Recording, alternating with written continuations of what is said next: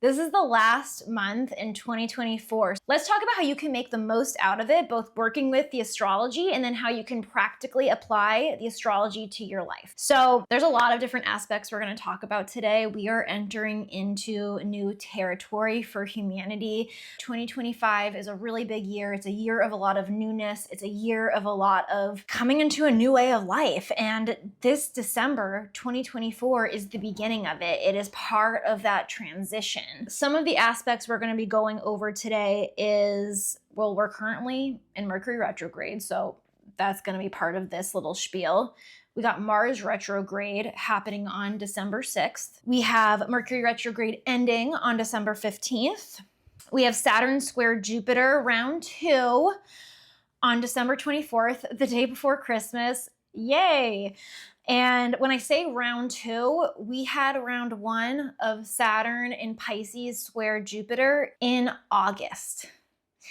And basically every single person I have talked to had a challenging August, or they learned a lot of lessons in August, or they felt blocked in August. They really wanted to grow and expand, but these challenges kept coming in the way. And August was a big month for a lot of people. I know some people who had their old lives basically crumble and they moved into a new situation, and now they had to figure out how to live life in this new situation. So we're going to talk about this aspect because it's round 2. And then we're going to talk about coming into January too, because on January 3rd, Mars retrograde is going to oppose Pluto in Aquarius. This is one of many activations that are going to be happening over the next year. We had that first activation of Mars and Pluto on Halloween with Cancer and Capricorn. So this is a new activation of Pluto. We'll talk about that. And then on January 11th, the North Node is going to move out of Aries into Pisces. So all of this astrology happening this December is preparing for it. If you integrate a lot of the stuff we talk about in this video, you're going to be prepared. You're going to get the most out of the North Node moving into Pisces. The North Node is where we have gain in our life. With the North Node having been in Aries, we've been gaining in our sense of self. We've been trusting ourselves more. We've been being a little bit more selfish. We've been saying what we want. We've been releasing what other people want. We've been releasing Libra themes. We've been releasing living life how society told us to live, living life how our parents told us to live, living life just to keep the peace. We've been really pushed into, no, it's not time to keep the peace anymore. It's time to own you, boo. Which is why I've been so big on talking about self-concept work. Self-concept work is literally the most powerful work I have found to transform your life. It is way better than manifestation. It manifests your life in alignment with how your self-concept is instead of you forcing life. And Aries is really the sign of your identity and your self-concept. It is the start of the zodiacal wheel, and it is important because your self-concept and your identity lays the foundation for how everything else in your life plays out. How you think about yourself matters. And this last month in December is this final opportunity, this final chance to really anchor into, how do you want to think about yourself? And how are you currently thinking about yourself? Are you currently thinking about yourself in a way that makes you feel anxious, that makes you feel stuck? Like, are you telling yourself, I'm a person who's stuck? I'm a person who's anxious. These are all self-concepts, the things we tell ourselves. Oh, I always fail. Oh, that never works out. Or I'm always stuck. Or they always get things better than me. That is all of your self-concept. And things like that could be coming up this month. It could be, they always irritate me. They always do that. They always do that to me. I don't know why our relationship has to be that way. Even when it involves someone else, it's still about you. Because you're believing you're the type of person who attracts that, who has that in their life. And if we attract something into our lives, it's because it's within us too. So never think that because someone outside of you seems to be the problem, that you're not the problem. The North Node in Aries is really teaching us everything starts from within inside of us. And if you make the most out of this next month, you could really take your power back and make giant moves and create so much magic over the next 2 years with the North Node in Pisces. I'm really excited to talk about the North Node being in Pisces. I feel like we're moving into spiritual, magical times where Things that we thought were impossible are going to start to become possible. Where we thought life was real and needed to be tangible in the here and now, we're realizing there's a lot of possibility and there's a lot going on that we can't see. And so the meat of this over the next month is paying attention to, in the simplest form, what do I have energy for and what do I not have energy for? Let's kick it off with Mars retrograde. If you can't tell, I'm really cozy. I can't record videos unless I'm cozy. This is important. I'm a Taurus. So Mars retrograde is starting in Leo. This is a big deal. This is important. So first, let's start with Mars. Mars is the planet of our willpower, what drives us to take action.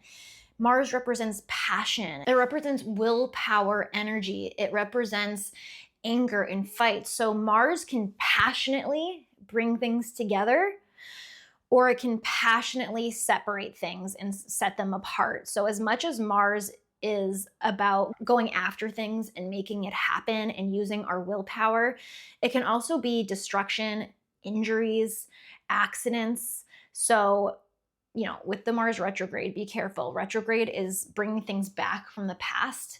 During a Mars retrograde, we want to slow down. If there's ever a time to blame your laziness and procrastination on a planet, it is Mars retrograde. With Mercury retrograde, we can blame our thinking, our communication, our technology on Mercury. So now blame your slowness on Mars. With Mars in Leo, we are reflecting and we are reviewing what drives us to take action based on Leo energy. So Leo energy is king queen energy. Leo wants to be seen. Maybe one of the things you're going to be reflecting over the next month is what drives you to take action is you want to be seen. Leo wants to be validated. It's a sign, it's ruled by the ego, right? So I think a lot of us are going to be reviewing and reflecting on what actions are you taking in your life that are in alignment with your ego, but not in alignment with your passion, with your soul, with what feels abundant and fun and full of life for you. That is what we are learning to connect to right now when I say, what do you have energy for? We've been so trained to just like F our feelings and that life has to be hard.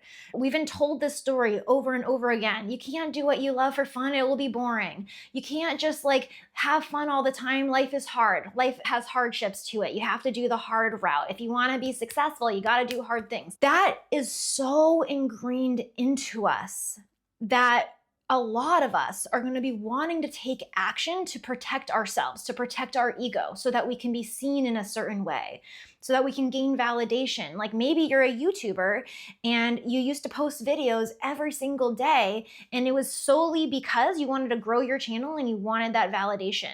Maybe it wasn't really in alignment with your energy. You just did it anyways.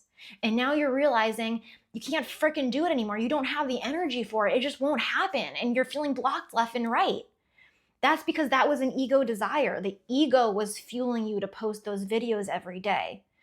So we're reflecting on what motivates us to use our willpower. And is it driven by ego? Is it driven by a desire to be seen a certain way? Is it driven by a desire to be validated? Is it driven by, well, they didn't do that for me, so I'm not going to do it for them? This is another thing about Leo. So Leo is a very generous sign. Are you generous? And then ultimately you expect people to be generous back with you. Now, we all want balance, give and take, but the highest expression of Leo is to be generous because it feels good, because they want to be generous, because they want to share the abundance.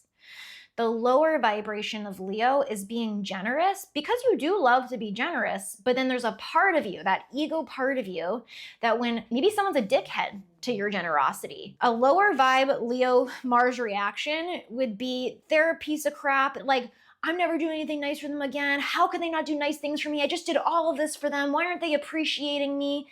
So are you doing things for validation? Subconsciously, secretly. Remember, we still have Saturn in Pisces, showing us where we have some self-sabotaging behavior. Because Pisces is the sign of self-sabotaging behavior. Saturn is showing us our blocks. It's blocking us. It's showing us what we can't see. And this is a really interesting thing because we think or at least our ego thinks that it does give us energy to be validated, that it does give us energy to be seen, because we are disconnected from ourselves and what truly lights us up. If you are truly lit up with passion and joy and confidence, you wouldn't need the validation.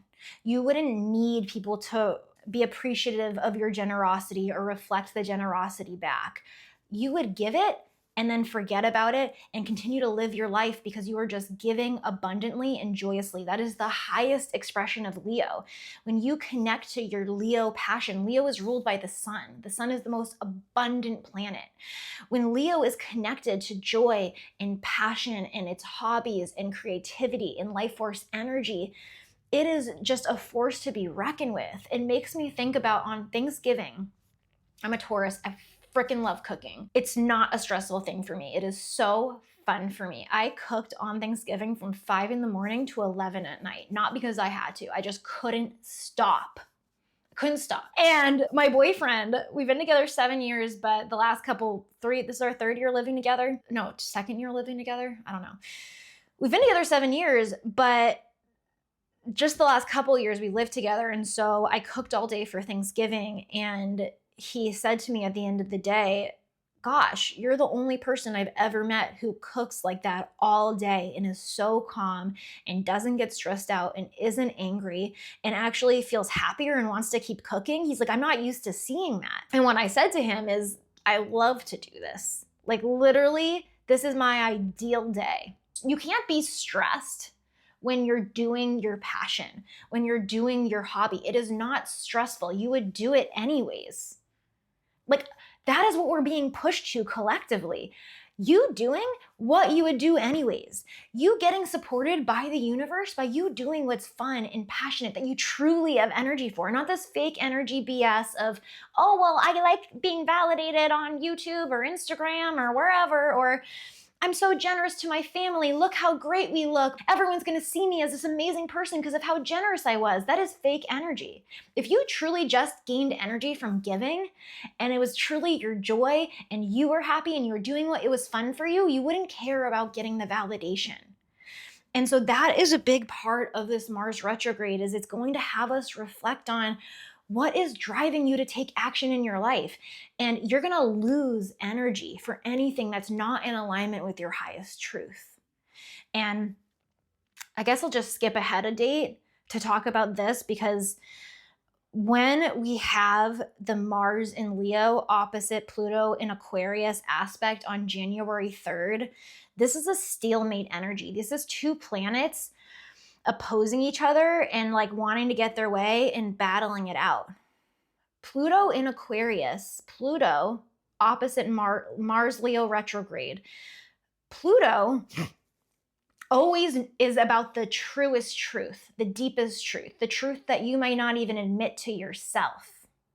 And when it's in Aquarius, Aquarius is our hopes and dreams.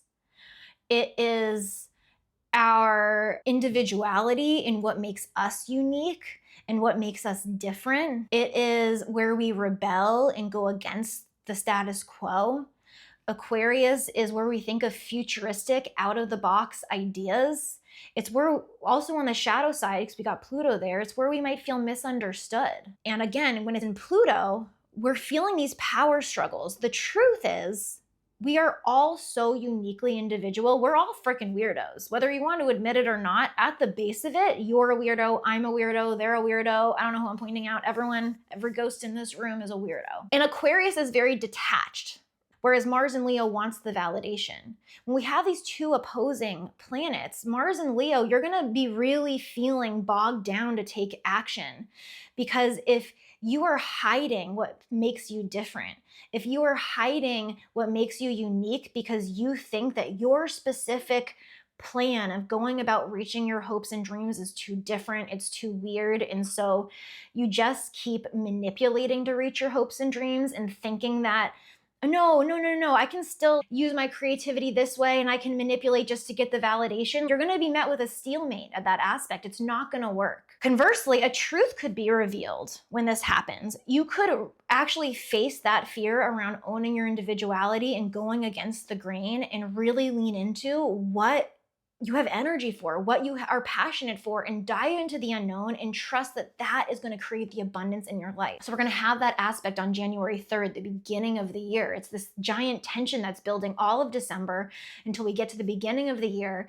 And then it's like, really, what do you have energy for? Be truthful with yourself. Own your individuality. Stop trying to fit in with everyone else. That's also a shadow side of Aquarius, is Aquarius can be very detached from the ego, and it's like, I don't need my needs met. I can just be here for everyone else.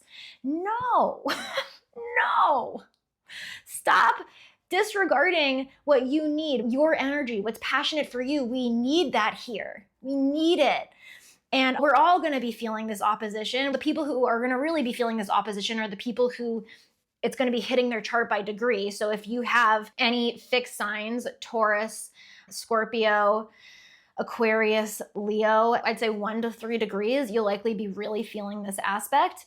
But that's going to be a big defining moment, a moment that really helps you connect with your truth, own your individuality, and lean into your creativity. It makes me think of this story. So I hosted retreats for 2 years, and I really made a name for myself. And I became known as someone who hosts retreats, who's good at hosting them.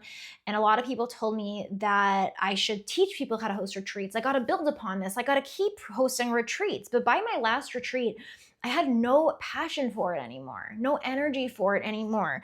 I was doing it for everyone else. I was putting my energy to the side so I could be there for the collective and just go after the collective's hopes and dreams, like what everyone else was telling me, they had their hopes and dreams for me, basically. And when I got really real with myself, I couldn't bear to host another retreat. It wasn't in alignment with my energy, and it wasn't in alignment with my truth. And I know if I went to host another retreat, it would have just been a big stress on my mind. It would have been really hard, because it started to get hard to host retreats because I stopped having energy for it. Things are hard when you don't have energy for it. So everyone told me I needed to keep hosting retreats because I had hosted so many and I had to keep going. But I said I couldn't, and I stopped. And I actually stopped my business altogether because I didn't know what I had energy for. You doing that during December and even the next couple months, even January, I would say, and into February, is a good thing. Slow down and start to listen to yourself and trust that the universe will support you, because the universe wants you to be in alignment with your passion. It wants you to. It's not gonna blow up in your face. And if something ever does blow up in your face, it is just a lesson for you to gain more confidence, more passion, more joy.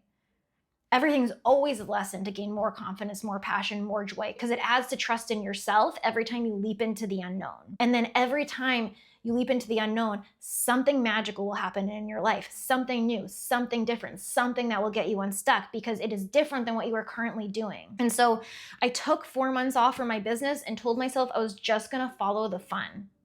And I did. I studied astrology from the moment I woke up to the moment I went to bed. I had already been studying astrology for years, but astrology was the most fun thing in the world for me. And that's how I became an astrologer. In 4 months, I could not stop thinking about astrology. Every time I opened my mouth, everything was astrology, because literally became my whole world. And I started helping people around me without even trying. And then I just naturally became an astrologer, and my business opened up again, and everything started flowing and going amazing. And I made $6,000 that first month, and it just kept going. And that's what this energy feels like. It feels like rebelling against what everyone else tells you to do, rebelling against what you think you should do, opening yourself up to a new experience, to outside of the box things by following the energy, even if it's so subtle and light. Even if you don't know what you're passionate about at all, and your first step is just going to a park or something, you following the littlest bit of what's going to give you energy is so important for this.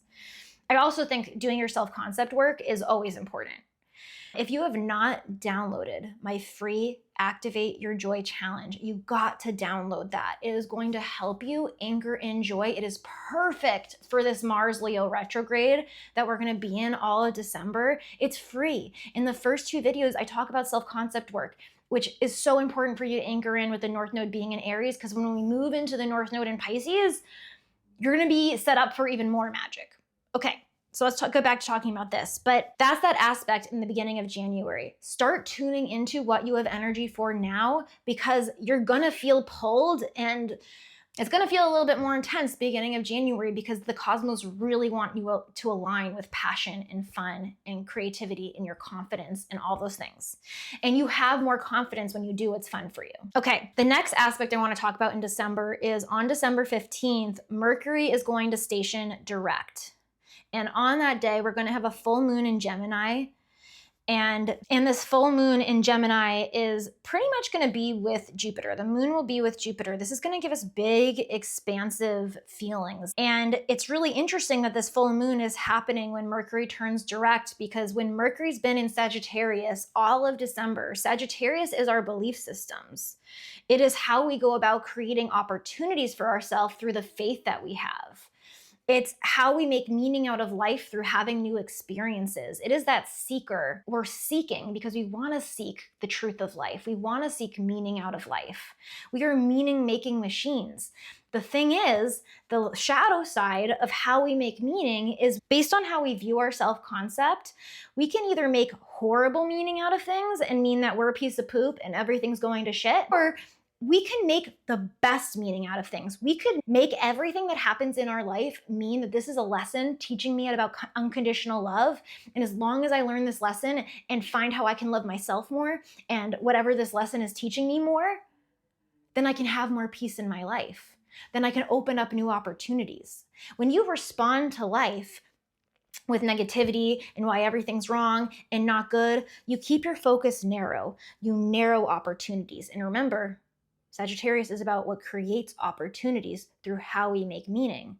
Mercury retrograde is having us reflect on how we make meaning out of things, how we think about things, how we assign meaning to things. But also, it's likely bringing old ways of thinking back into your life to give you aha moments on how you can make meaning out of the world. Or someone from the past could have been coming back into your life in order to open up a new opportunity for you or help you see something in a new light. Mercury is how we think and communicate. We're reviewing how we think and communicate and how that then creates opportunities for us. You could have had an old thing you like to learn come back into your life that's now opening up a new opportunity. Whatever it is, this Mercury retrograde, we've been reflecting on how our thinking creates opportunities in our lives, how the things that we learn opens up opportunities in our lives or closes down opportunities. And so at this full moon, when Mercury turns direct, we have this opportunity to come into a much more expanded mindset, a mindset that helps us open ourselves up to new opportunities, open ourselves up to what we have energy for. It gives you energy to look at a situation, and let's say it's a horrible situation. You can have compassion for yourself, but if you make horrible meaning out of the situation, that drains your energy. If you keep saying, this is why things aren't going to work out, this is why this, blah, blah, blah, that is an energy drainer. Whereas when you self-affirm, Leo, the highest vibration of Leo is self-validation, self-affirmation. When you self-affirm, and even when you practice self-concept stuff and you start telling yourself who you are and you ignore your outer reality and you literally just focus on how good you can make yourself feel, you have more energy. You have all of the capability within you to give yourself energy, but you also have the capability to squash your energy. And that's why it's going to be even harder to get your energy going with Mars retrograde if you are hard on yourself, if you're making negative meaning out of things. And then here's the thing, this full moon is building to it, but we have round 2 of Jupiter in Gemini square Saturn in Pisces. So I already mentioned this in the intro, but we had round 1 in August, and that was a tough month for a lot of people. This is the second layer of that. This is the second layer to that story. It's really helping us get our Saturn in Pisces lessons in. So Saturn is really concerned with the here and now and being practical and being a realist. Pisces is not so much. Pisces rules our self-sabotaging behavior, but it also rules magic and spirituality and our energy. We can either self-sabotage through our energy, or we can move mountains with our energy. You could be a magnetic person who just makes things happen at the snap of a finger because there's something in your energy that attracts people to you.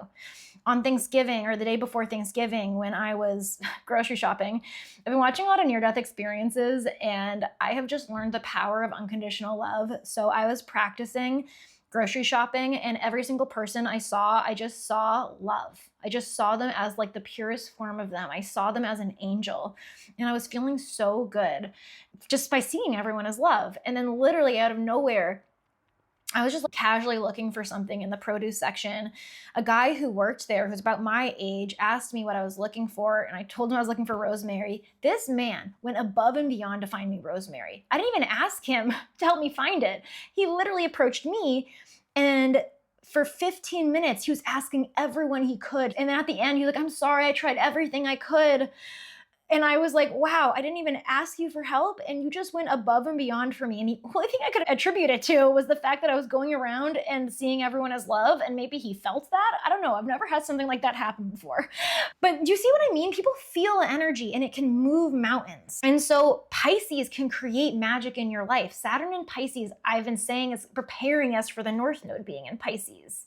Because when the North Node's in Pisces, we're likely going to be becoming aware of our self-sabotaging behavior. And what sabotages us is fear with Pisces.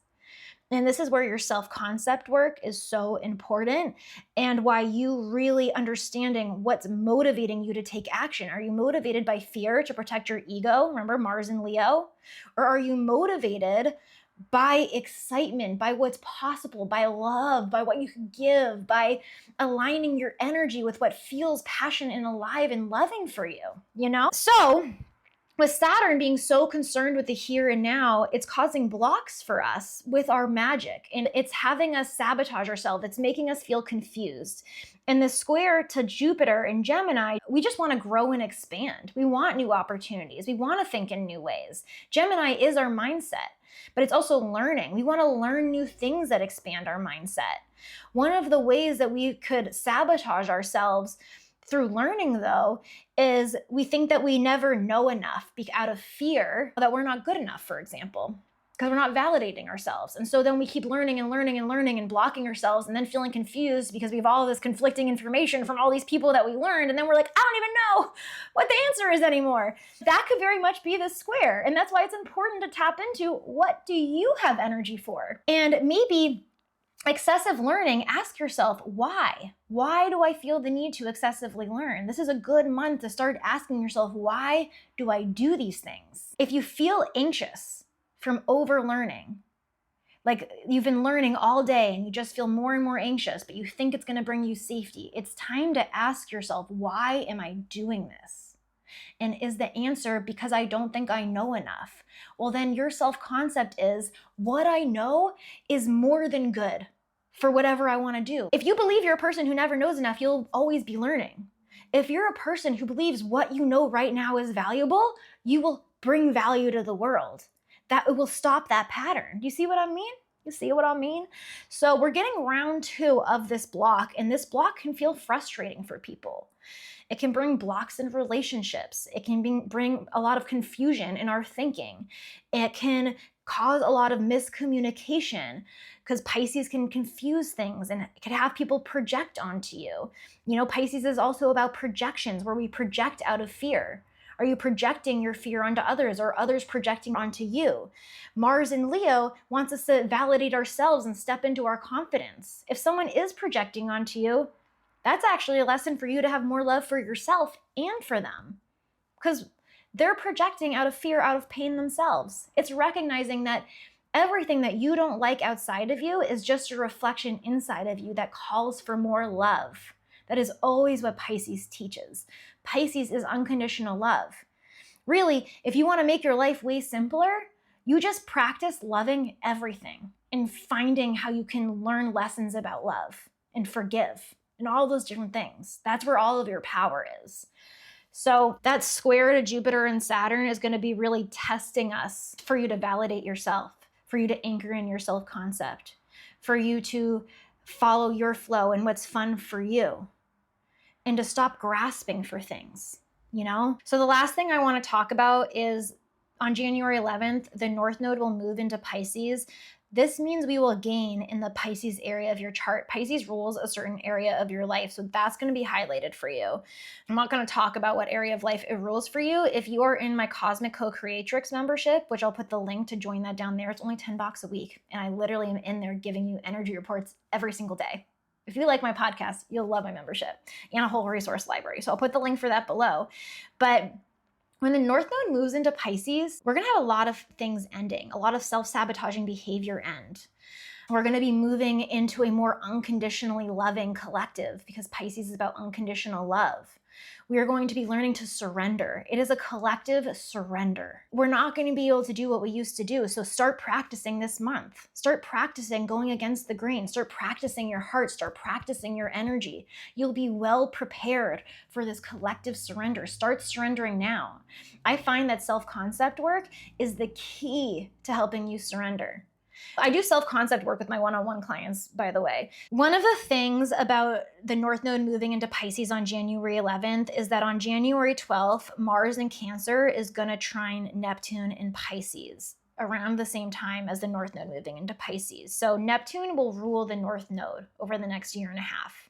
So whatever Neptune is doing is important. It's playing into this karmic story. The nodes are karmic destiny points. They're collectively moving you towards where you're supposed to go, something that was destined for you. It's giving you destined karmic lessons.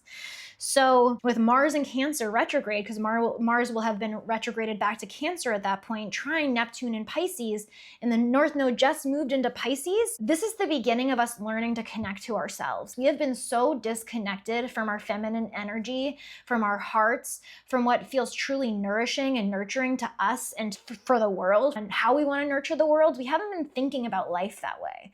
We've been thinking about life in a very goal-oriented, controlling way. And we are starting to learn to connect to ourselves. And so this aspect is having us review what is truly connected to our hearts and where do we hold on to the past, our comfort zone, and stay disconnected from ourselves, and that actually sabotages us. We're going to become aware of that around the North Node moving into Pisces. We're going to be becoming aware of how our emotions drive us to act in our life, how we take things personally and it sabotages us and it drives us to act in our life. We're going to be reviewing all of these things with the purpose of connecting to you and your energy and ignoring everything outside of you.